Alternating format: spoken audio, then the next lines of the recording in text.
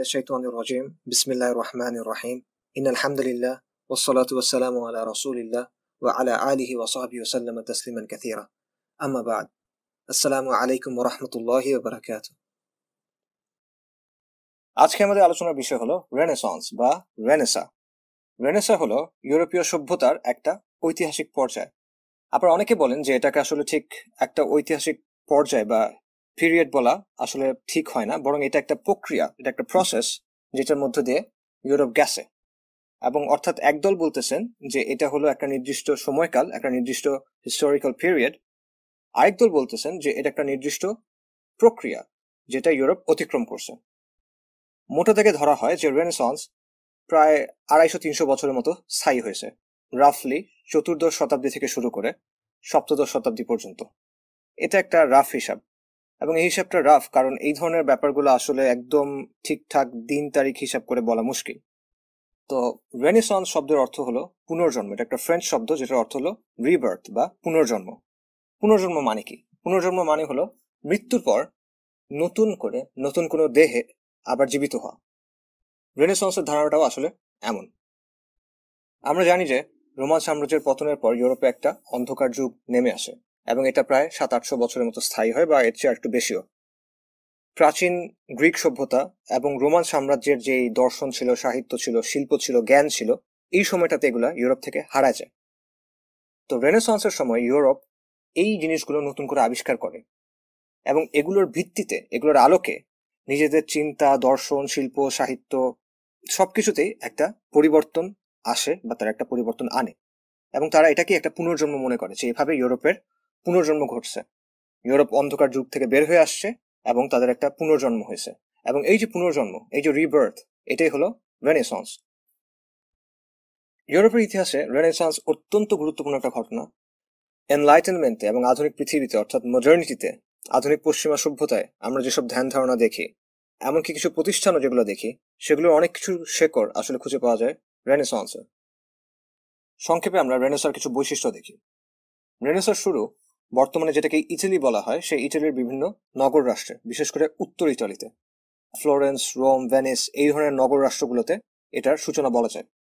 পরে ইউরোপের অন্যান্য অঞ্চলেও এটা ছড়ায় পড়ে, বিশেষ করে উত্তর ইউরোপে, নেদারল্যান্ডস, জার্মানি, ব্রিটেন, এই জায়গাগুলোতেও রেনেসান্সের প্রভাব এসে পড়ে। রেনেসার একটা বড় বৈশিষ্ট্য হলো এই সময়কার শিল্প। এই সময়কার শিল্প, ছবি, স্থাপত্য, সাহিত্য, এগুলোতে এখানে এই সময় একটা বিশাল জোয়ার আসে। এবং আমরা যখন সাধারণত রেনেসা বলি, সাধারণ মানুষ রেনেসার সময়কার শিল্প, বিশেষ করে পেইন্টিং, চিত্রকর্ম, স্থাপত্য, এগুলোর কথাই চিন্তা করে। রেনেসার সময় আরেকটা মৌলিক দিক ছিল প্রাচীন গ্রিক এবং রোমান শিল্প ও সাহিত্য এবং স্থাপত্যের বিভিন্ন স্টাইল কপি করার চেষ্টা। অর্থাৎ ইউরোপিয়ানরা এই সময় কনসিয়াসলি, সচেতনভাবে গ্রিক এবং রোমানদের স্টাইল নকল করার চেষ্টা করতেছিল। রেনেসার সময় ইউরোপিয়ানরা বিভিন্ন নতুন মহাদেশ খুঁজে পায়। যেমন ক্রিস্টোফার কলম্বাস 1492 সালে আমেরিকাতে পা রাখে। ভাস্কো দা গামা ভারতে আসে 1498 সালে। ভাস্কো দা গামা ছিল সমুদ্র পথে ভারতে আসা প্রথম ইউরোপিয়ান। এই যে নতুন মহাদেশগুলো খুঁজে বের করা, এটা ছিল কলোনিয়ালিজম বা উপনিবেশবাদের শুরু। আর উপনিবেশবাদ ছাড়া, কলোনিয়ালিজম ছাড়া আজকের পশ্চিমের অস্তিত্ব হয় না। অর্থাৎ পশ্চিম আজকে যেভাবে আসে, যেইভাবে আমরা তাদেরকে এখন দেখি, ইভেন বর্তমান যে বিশ্ব ব্যবস্থা, এটা আসলে কলোনিয়ালিজম না থাকলে সম্পূর্ণ ভিন্ন হতো। রেনেসার আরেকটা বৈশিষ্ট্য হলো যে এই সময় বিজ্ঞানের ক্ষেত্রে, বিশেষ করে মহাকাশ বিজ্ঞানের ক্ষেত্রে একটা বড় পরিবর্তন আসে।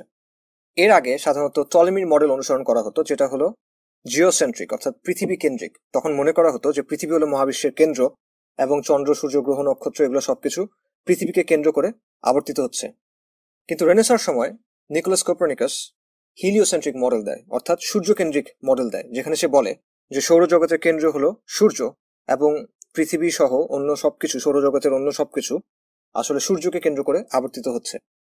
পরে বিজ্ঞানী গ্যালিলিও এটা নানা তথ্য প্রমাণ দিয়ে আবার উপস্থাপন করে। আরো বলা হয় যে রেনেসার সময় আসলে সায়েন্টিফিক মেথড আবিষ্কার করা হয়। সায়েন্টিফিক মেথড কি? সায়েন্টিফিক মেথড হলো, বাংলায় এটাকে বলা যায় বৈজ্ঞানিক পদ্ধতি। এটা হলো যে পদ্ধতিতে আসলে বৈজ্ঞানিক অনুসন্ধান করা হয়, কোনো কিছু বিচার বিশ্লেষণ করা হয়, এটাকে বলা হয় সায়েন্টিফিক মেথড। এটা নিয়ে ইনশাল্লাহ আমরা পরে আর একটু আলোচনা করব। তো অনেকে বলে রেনেসার সময় ইউরোপেই এটার আসলে আবিষ্কার হয়েছে। আরেকটা বৈশিষ্ট্য হলো যে রেনেসার সময় ফিউডালিজম বা সামন্ততান্ত্রিক যে ব্যবস্থা তখন ছিল সেটার পরিবর্তন হওয়া শুরু করে। যদিও পুরোপুরি পরিবর্তন তখন হয় নাই, বাট এটা শুরুটা তখন হয়। রেনেসার আরেকটা বৈশিষ্ট্য ছিল বাণিজ্যের ব্যাপক প্রসার। এই সময় ইউরোপিয়ানরা বিশ্বের বিভিন্ন অঞ্চলের সাথে খুব ব্যাপকভাবে বাণিজ্য করতে শুরু করে, ট্রেড করতে শুরু করে। কাগজ, প্রিন্টিং প্রেস অর্থাৎ ছাপার মেশিন, কম্পাস, বারুদ, গান পাউডার, এরকম বিভিন্ন জিনিস এই সময়টাতেই ইউরোপে আবিষ্কার হয়। রেনেসার আরেকটা গুরুত্বপূর্ণ ঘটনা হলো প্রটেস্ট্যান্ট রিফরমেশন, অর্থাৎ খ্রিস্টবাদের দ্বিতীয় বিভাজন। এটা নিয়ে ইনশাল্লাহ আমরা সামনে আরো বিস্তারিত আলোচনা করব। আরেকটা দিক ছিল হিউম্যানিজম বা মানবতাবাদ। এটা রেনেসার আরেকটা দিক। তবে রেনেসার সময় মানবতাবাদের অর্থটা ভিন্ন ছিল।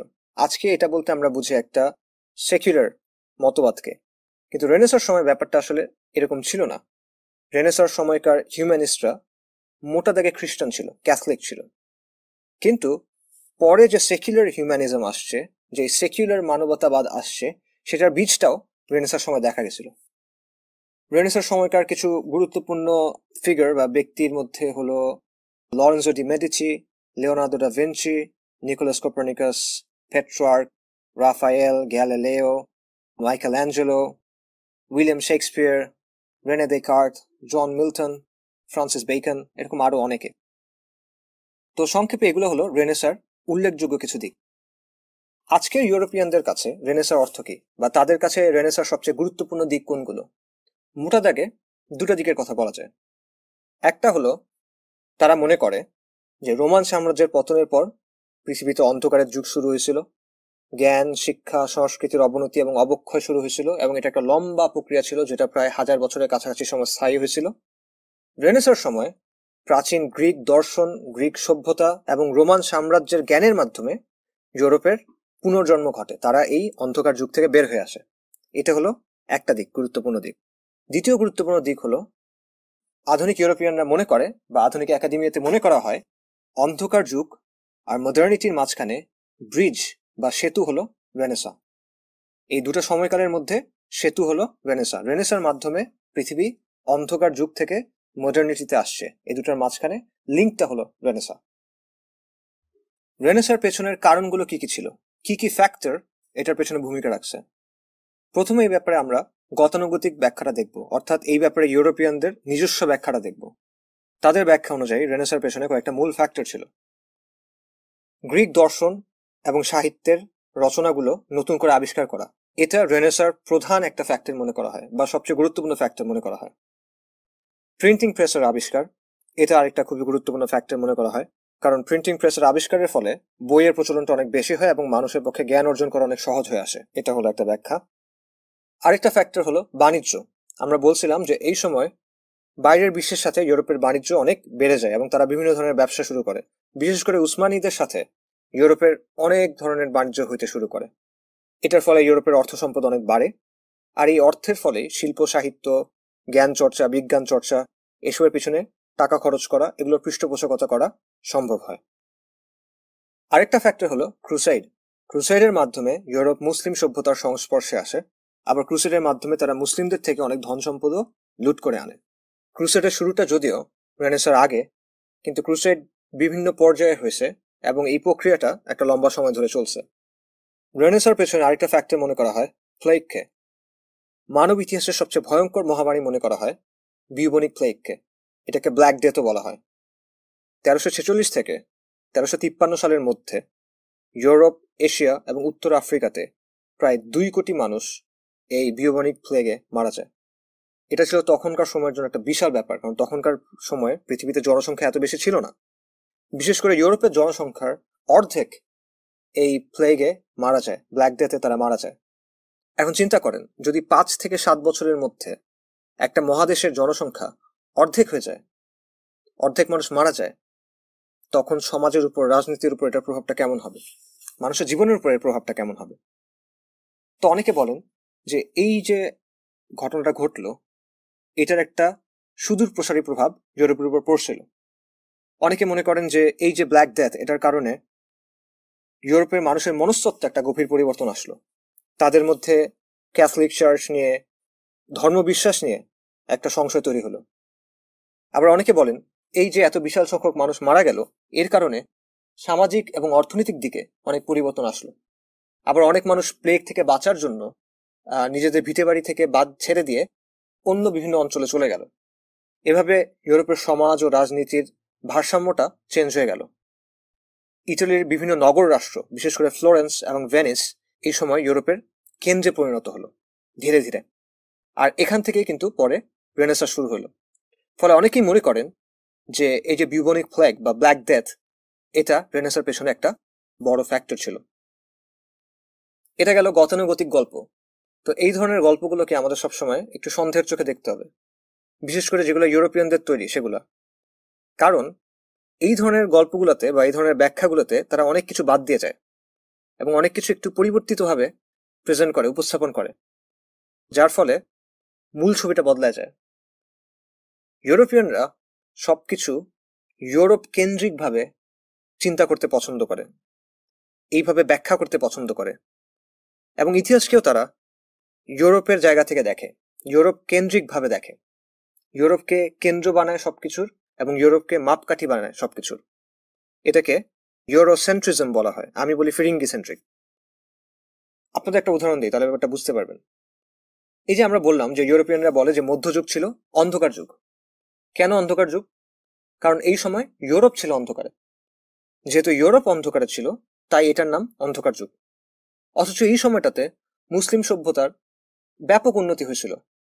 বাগদাদ, আন্দালুস, ইস্তাম্বুল এসব ছিল সেই সময়কার পৃথিবীর সবচেয়ে উন্নত শহরগুলোর মধ্যে। এই সময় ভারত এবং চীনেও অনেক সমৃদ্ধ সভ্যতা ছিল। এমনকি খ্রিস্টানদের মধ্যেও, যেটাকে আমরা ইস্টার্ন রোমান এম্পায়ার বলছি, বাইজেন্টাইন সাম্রাজ্য যেটা ছিল, সেখানেও কোনো অন্ধকার যুগ ছিল না। সেখানেও জ্ঞান বিজ্ঞানের চর্চা ছিল, সভ্যতা ছিল। কিন্তু যেহেতু ইউরোপ অন্ধকারে ছিল, তাই এই পুরো সময়টার নাম হলো অন্ধকার যুগ। ইতিহাস তো শুধু ইউরোপের না, ইতিহাস পুরো পৃথিবীর, ইতিহাস পুরো পৃথিবীর সব মানুষের।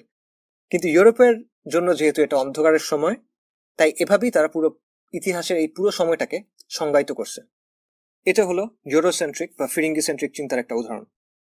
তো এই ধরনের ফিরিঙ্গি সেন্ট্রিক শিক্ষা, ইতিহাস, ব্যাখ্যা, এগুলো নেওয়ার ব্যাপারে আমাদের খুবই সতর্ক থাকতে হবে। কারণ আমরা যদি সতর্ক না হই, তাহলে নিজেদের অজান্তেই আমরা তাদের কিছু কিছু চিন্তা, তাদের কিছু কিছু পূর্ব ধারণা, তাদের কিছু কিছু উপসংহার গ্রহণ করে ফেলবো। তো রেনেসাঁ নিয়ে যে ফিরিঙ্গি সেন্ট্রিক ব্যাখ্যা, এটার ফাঁকফোকরগুলো কি কি? প্রথমত, রেনেসাঁর পুরো ধারণাটাই হলো পুনর্জন্মের ধারণা। একসময় গ্রিকদের মাধ্যমে সভ্যতার আলো শুরু হয়েছিল, রোমানরা তারপর সেটা নিছে গ্রিকদের কাছ থেকে, তারপর একসময় ইউরোপ পথ হারায় ফেলছে, অন্ধকারে হারায় গেছে। আবার তারপর গ্রিকদের রচনাবলী যখন নতুন করে আবিষ্কার করা হয়েছে, ইউরোপের মানুষ যখন নতুন করে গ্রিকদের রচনাবলী খুঁজে পাইছে, তখন ইউরোপ নতুন করে আলোর পথে বের হয়ে আসছে, ইউরোপের পুনর্জন্ম ঘটছে। আর তারপর রেনেসাঁ থেকে এনলাইটেনমেন্ট হয়েছে, তখন পুরো পৃথিবীতে সেকুলারিজম, গণতন্ত্র, ইন্ডিভিজুয়ালিজম, এই সব কিছু আলো ছড়ায় পড়ছে। এটা হলো ইউরোপিয়ানদের বানানো গল্প। এই গল্পের শুরুতে ধরে নেওয়া হচ্ছে যে ইউরোপ একটা বিচ্ছিন্ন দ্বীপের মতো, বাকি পৃথিবীর সাথে তার কোনো যোগাযোগ নাই। এই দ্বীপে নিজে থেকেই একবার সভ্যতা জেগে উঠছে, তারপর নিজে থেকেই সেটা অন্ধকারে গেছে, তারপর আবার নিজে নিজে পুনর্জন্ম হয়েছে। অনেকটা এরকম একটা বক্তব্য। কিন্তু এটা সম্পূর্ণ ভুল একটা ধারণা। ইনফ্যাক্ট ইউরোপের যে রেনেসাঁ, সেটা গ্রিকদের রচনাবলী থেকে হয় নাই, বরং রেনেসাঁ হয়েছে মুসলিমদের যে সভ্যতা ছিল, মুসলিমদের যে জ্ঞান ভাণ্ডার ছিল, সেটার উপর ভর দিয়ে। কিন্তু ইউরোপের ঐতিহাসিকরা এই সত্যটা চেপে দেওয়ার চেষ্টা করে, অথবা যখন বলে তখন যথাসম্ভব একে কমায় দেখানোর চেষ্টা করে। রেনেসাঁর পেছনে সত্যিকার অর্থে গুরুত্বপূর্ণ কয়েকটা ফ্যাক্টরের দিকে তাকানো যাক। আমরা ক্রুসেডের কথা বলছিলাম। এই সময়টাতে 10ম থেকে দ্বাদশ শতাব্দীর সময় ইসলামী সভ্যতার তুলনায় ইউরোপিয়ানরা ছিল বর্বর। মুসলিমরা ক্রুসেডারদের যোদ্ধা হিসেবে সম্মান করত, সমীহ করত, সম্মান করত না, সমীহ করত। কিন্তু জ্ঞান বিজ্ঞান, সভ্যতা, এইসব দিক থেকে তারা ইউরোপিয়ানদের বা ক্রুসেডারদের বর্বর মনে করত। ক্রুসেড ছিল একটা অ্যাডভান্স সিভিলাইজেশনের উপর, অর্থাৎ একটা উন্নত সভ্যতার উপর বর্বরদের আগ্রাসন। এছাড়া ইউরোপের একটা অংশে মুসলিমরা 700 বছর ধরে রাজত্ব করছে, যেটাকে আমরা আল আন্দালুস বলি। এবং আন্দালুস ছিল ওই সময়কার সবচেয়ে সমৃদ্ধ জাঁকজমকপূর্ণ সভ্যতাগুলোর একটা। আবার এই আন্দালুসের সাথে মূল যে ইসলামী সভ্যতা ছিল, যে খিলাফত ছিল বাগদাদ কেন্দ্রিক, সেটারও সম্পর্ক ছিল। অর্থাৎ মুসলিম জ্ঞান ভান্ডার আন্দালুসে ছিল। মুসলিমদের জ্ঞানের বিশাল একটা ভান্ডার আন্দালুসের মাধ্যমে ইউরোপে পৌঁছায় গেছিল। টোলেইডো, যেটা আজকে স্পেনের অন্তর্ভুক্ত, সেখানে মুসলিমরা একটা বিশাল লাইব্রেরি গড়ে তুলছিল। 1085 সালে ক্যাথলিকরা, অর্থাৎ ক্যাথলিক খ্রিস্টানরা, ইউরোপিয়ানরা সেই লাইব্রেরি দখল করে নেয়, এবং এটার ফলে মুসলিমদের যে জ্ঞান ভান্ডার এবং মুসলিমরা গ্রিকদের যেসব বই অনুবাদ করছিল সেটা ইউরোপে ছড়ায় পড়ে, এবং ধীরে ধীরে ইউরোপিয়ানরা এগুলো অনুবাদ করতে শুরু করে। আরেকটা ফ্যাক্টর দেখা যাক, 1453 সালে মুসলিমরা ইস্তাম্বুল জয় করে। ইস্তাম্বুল ছিল বাইজেন্টাইন সাম্রাজ্যের কেন্দ্র, অর্থাৎ পশ্চিমা রোমান যে সাম্রাজ্য ছিল সেটার কেন্দ্র।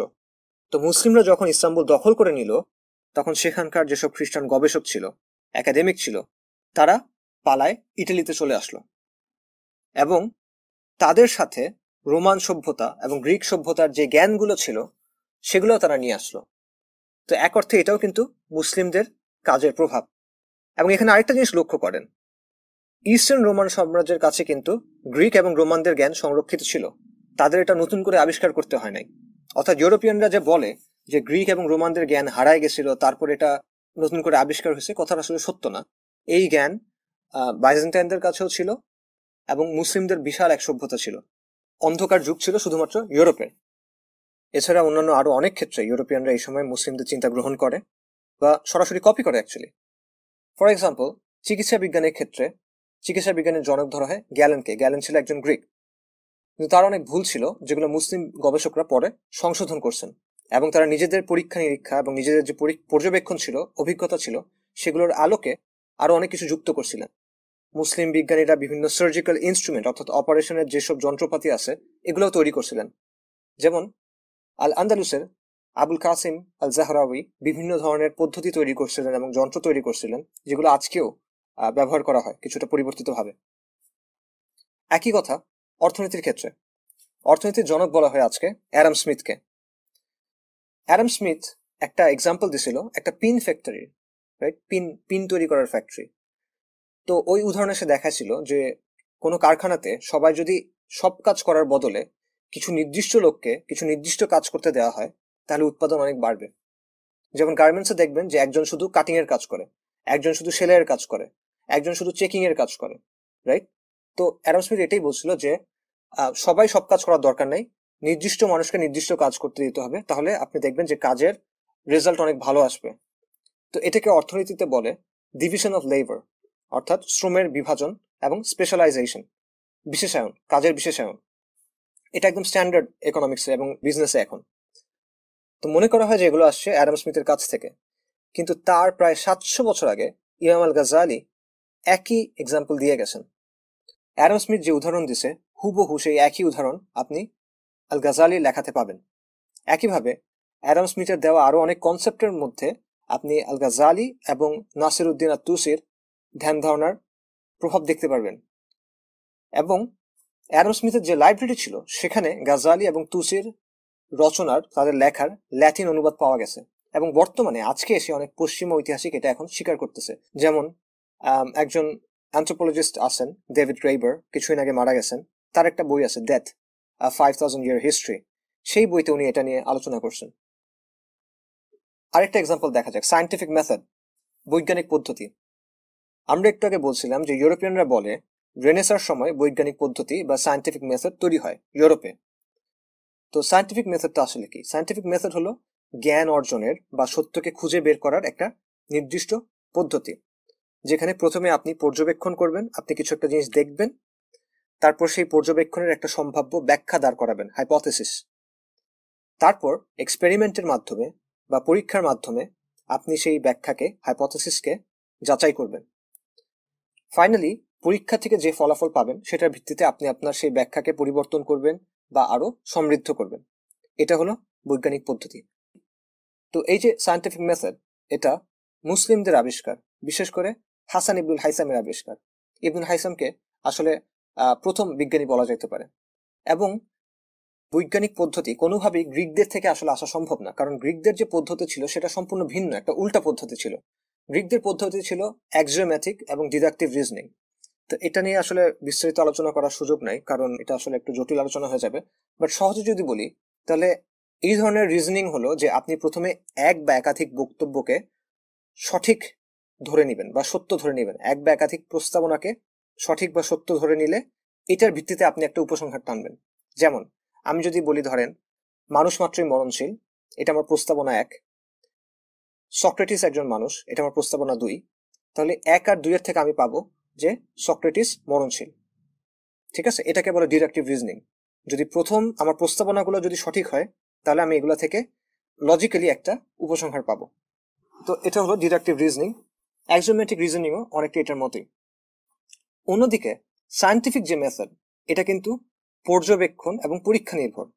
আপনি শুরু করবেন পর্যবেক্ষণ থেকে, আপনি কোনো অ্যাজাম্পশন থেকে বা কোনো পূর্ব ধারণা থেকে শুরু করবেন না, আপনি পর্যবেক্ষণ থেকে শুরু করবেন, এরপর পর্যবেক্ষণকে ব্যাখ্যা করার চেষ্টা করবেন, তারপর পরীক্ষা করে আপনার ব্যাখ্যাকে যাচাই করবেন।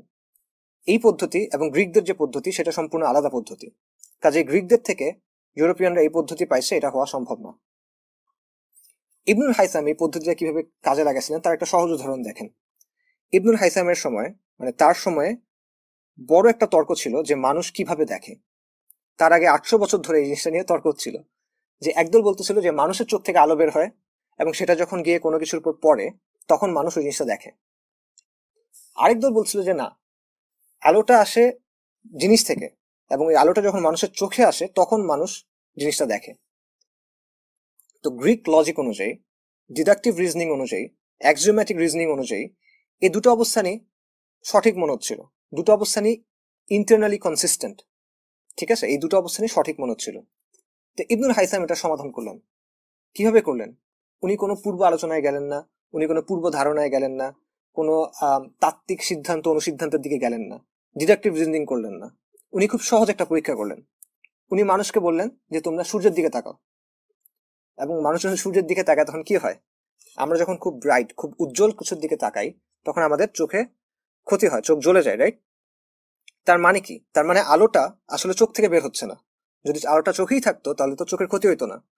আলোটা বাইরে থেকে আসতেছে এবং বাইরে থেকে আসার পর এটা চোখে রিফ্লেক্টেড হচ্ছে, তার মানে এভাবে আমরা দেখি। এইভাবে ইবনুল হাইসাম এই সমস্যাটার সমাধান করলেন। পরীক্ষা, পর্যবেক্ষণ এবং সিদ্ধান্ত, এটা হলো সায়েন্টিফিক মেথড। এরকম আরো জটিল অনেক কিছু উনি করছেন, বিশেষ করে অপটিক্সের ক্ষেত্রে, কিন্তু আমি আপনাদের সহজ একটা এক্সাম্পল দিলাম। সো এই যে সায়েন্টিফিক মেথড, সেটা মুসলিমদের আবিষ্কার এবং এগুলো থেকে ইউরোপিয়ানরা ব্যাপকভাবে প্রভাবিত হয়েছে। বিশেষ করে অপটিক্স নিয়ে যে তার আলোচনা, এগুলো ইউরোপিয়ানরা নিচে নিউটন পর্যন্ত এগুলো তারা প্রভাবিত ছিল। সো সায়েন্টিফিক মেথড গ্রিকদের কাছ থেকে ইউরোপিয়ানরা পায় নাই, তারা এটা মুসলিমদের কাছ থেকে পাইছে, যদিও তারা এখন বলে এটা গ্রিকদের কাছ থেকে পাইছে বা ইউরোপিয়ানরা নিজেরা তৈরি করছে। এরকম আরো অনেক উদাহরণ আছে যেখানে ইউরোপিয়ানরা মুসলিম বিজ্ঞানীদের কাছ থেকে সরাসরি কপি করছে বা গ্রহণ করছে। যেমন কোপারনিকাসের যে বিখ্যাত মডেল, তার অনেক কিছু মুসলিম বিজ্ঞানী ইবনু শাতিরের মডেল থেকে নেওয়া। যদিও এখানে একটা বড় পার্থক্য আছে, ইবনু শাতির মনে করতেন যে পৃথিবী সৌরজগতের কেন্দ্রে, অন্যদিকে কোপারনিকাসের মডেলের কেন্দ্র ছিল সূর্য। এই পার্থক্য আছে। সো কাজেই হুবহু সবকিছু কপি এটা বলা হচ্ছে না, কিন্তু কোপারনিকাসের মডেলের কিছু জায়গাতে সে সরাসরি ইবনু শাতিরের মডেল থেকে নিছে এবং এমন এমন জায়গাতে মিলছে যে এটা আসলে কাকতালীয়ভাবে হওয়া কখনো সম্ভব না। আরেকটা বড় উদাহরণ হলো রেনে দেকার্ট। দেকার্টকে বলা হয় আধুনিক পশ্চিমা দর্শনের জনক, এবং তার যে মূল দর্শন সেটা ব্যাপকভাবে ইমাম আল গাজালি দ্বারা প্রভাবিত ছিল। শুধু প্রভাবিত বললে ভুল হবে, সে বেসিক্যালি আল গাজালি থেকে অনেক আলোচনা কপি করছে, একেবারে বিভিন্ন কনসেপ্ট, আইডিয়া, এমনকি প্যারাগ্রাফ পর্যন্ত কপি করছে, এবং এর বিভিন্ন উদাহরণ খুঁজে বের করা সম্ভব, এবং বর্তমানে অনেকে এরকম অনেক কিছু খুঁজে বের করছেও। এরকম আরো অনেক উদাহরণ দেওয়া সম্ভব। এখন জ্ঞান বিজ্ঞানের ক্ষেত্রে এক সভ্যতা আরেক সভ্যতা থেকে গ্রহণ করবে, এটা অস্বাভাবিক কিছু না, এটা স্বাভাবিক। নতুন যে সভ্যতা সেটা পুরনোদের কাছ থেকে অনেক কিছু গ্রহণ করে, তারপর নিজেদের মতো করে সেটাকে আগায় নেয়, এটাতে কোনো সমস্যা নাই। কাজে ইউরোপিয়ানরা মুসলিমদের কাছ থেকে নিছে, এটাতে কোনো সমস্যা নাই। সমস্যাটা হলো তারা নিছে কিন্তু স্বীকার করে নাই। তারা মুসলিমদের কাছ থেকে নিছে কিন্তু তারা বলছে এটা আমরা গ্রিকদের কাছ থেকে নিছি, অথবা তারা মুসলিমদের কাছ থেকে নিছে কিন্তু বলছে যে আমরা এটা নিজের আবিষ্কার করছি। এই জায়গাটাতে সমস্যা। অর্থাৎ ইউরোপিয়ানদের বক্তব্য হলো যে মুসলিমদের মূল ভূমিকা হলো শুধু কপি করার। মুসলিমরা কি করছে, তারা গ্রিকদের রচনাবলী আরবিতে অনুবাদ করছে, তারপর ইউরোপ মুসলিমদের কাছ থেকে এই রচনাবলীগুলো পাইছে, তারপর এগুলোর আলোকে ইউরোপ উন্নতি করছে। মুসলিমদের কৃতিত্ব হলো জাস্ট এই যে সংরক্ষণ করাটা, এই অনুবাদ করাটা, অথচ বাস্তবতা হলো উল্টা।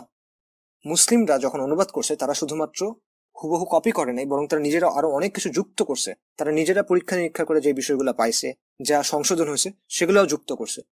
এবং আমরা দেখলাম যে ইবনুল হাইসাম, ইবনুল শাতির, আল গাজালি এবং এরকম আরো অনেকে তারা নিজেরা যেসব বিভিন্ন ক্ষেত্রে যেসব অগ্রগতি করছিলেন সেগুলো থেকে ইউরোপিয়ানরা কপি করছে।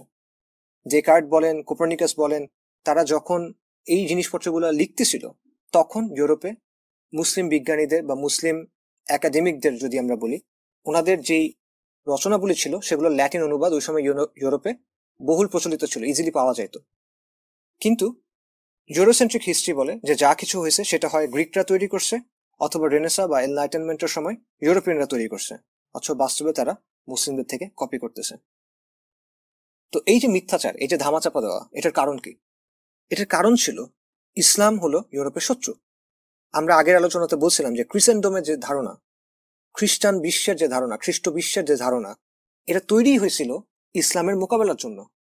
তারা নিজেদেরকে সংজ্ঞায়িত করছিল ইসলামের বিপরীতে।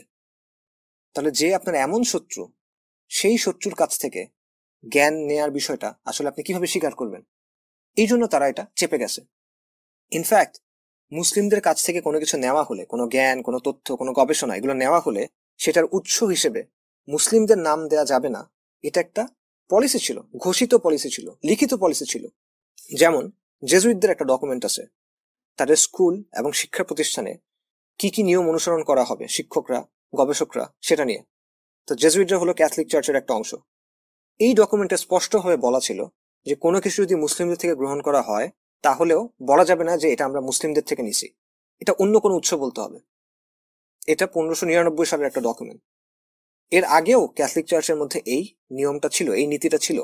1599 গিয়ে তারা এটা সরাসরি কাগজে কলমে আনছে, বাট এটা আরো আগে থেকে ছিল।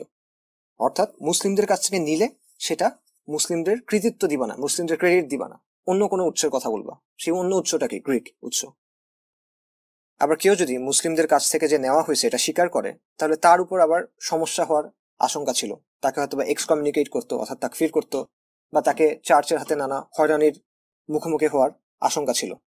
এই কারণে কোপার্নিকাস থেকে শুরু করে ডেকার্ট পর্যন্ত সবাই এই বিষয়টা চেপে গেছে। কাজেই গ্রিকদের রচনাবলী নতুন করে আবিষ্কার করার কারণে ইউরোপের পুনর্জন্ম হয়েছে, এটা হলো একটা মিথ, এটা একটা কল্পকাহিনী। এটা ইউরোপের বানানো ইউরোসেন্ট্রিক মিথ।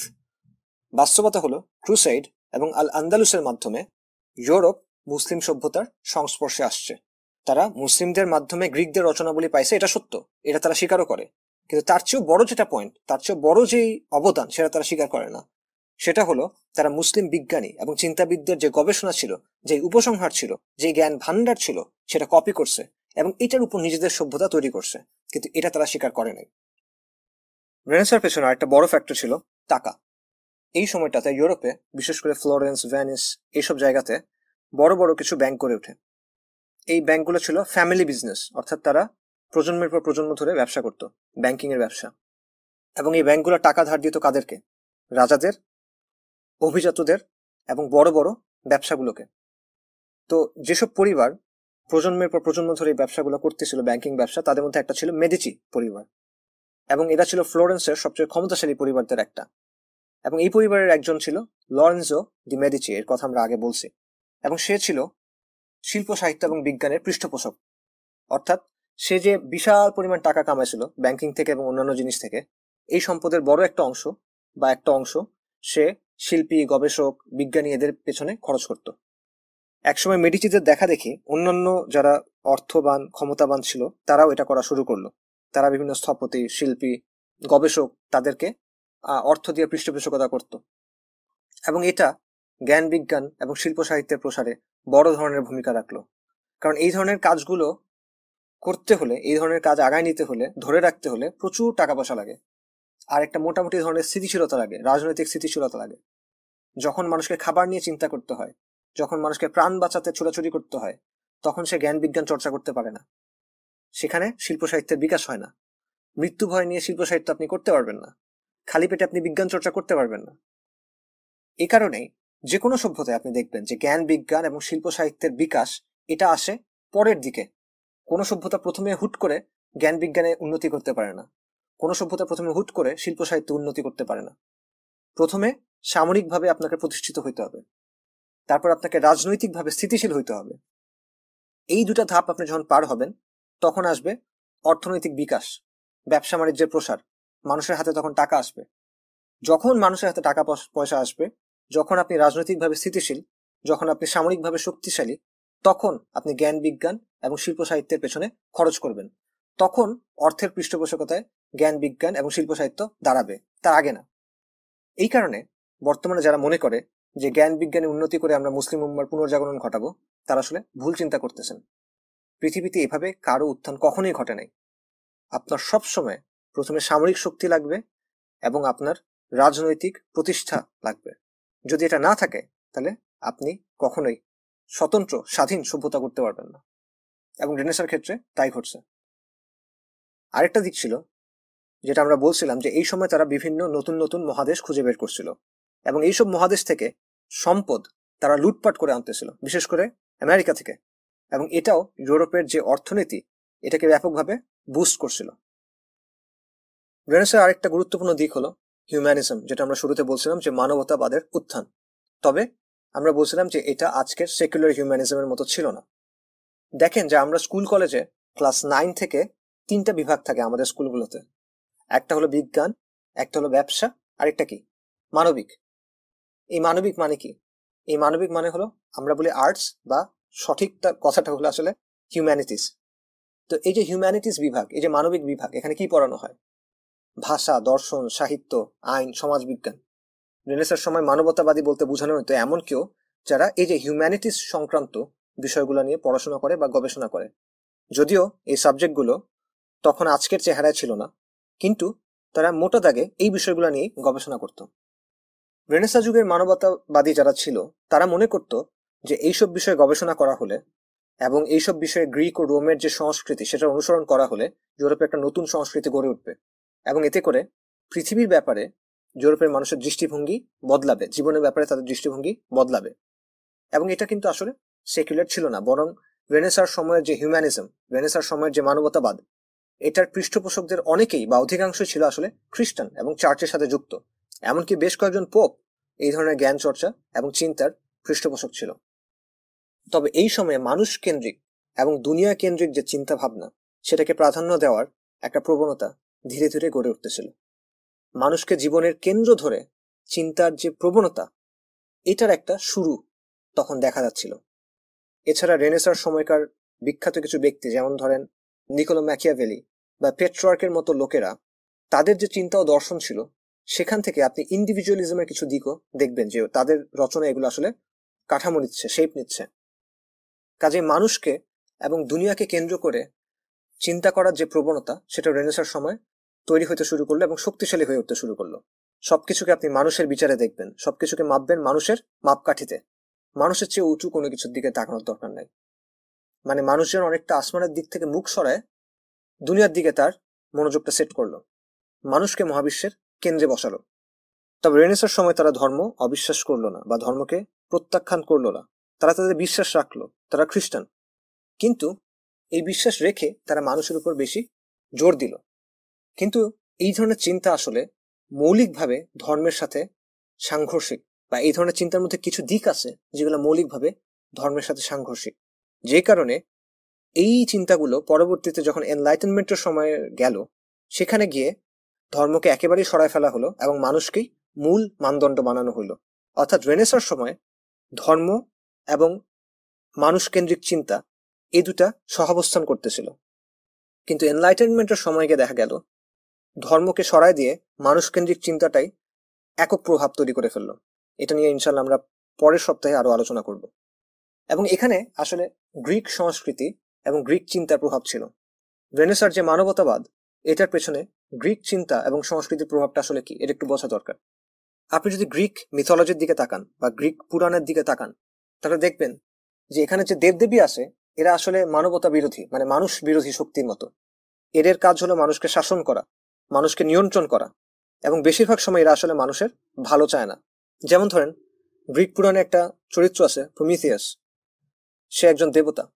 তো প্রমিথিয়াস কি করলো, সে স্বর্গ থেকে আগুন চুরি করলো এবং সেটা এনে সে মানুষকে দিল, এবং এর ফলে মানুষের মধ্যে প্রযুক্তির জন্ম হলো, জ্ঞান বিজ্ঞানের জন্ম হলো, অর্থাৎ সভ্যতার জন্ম হলো, শিল্প সাহিত্যের জন্ম হলো।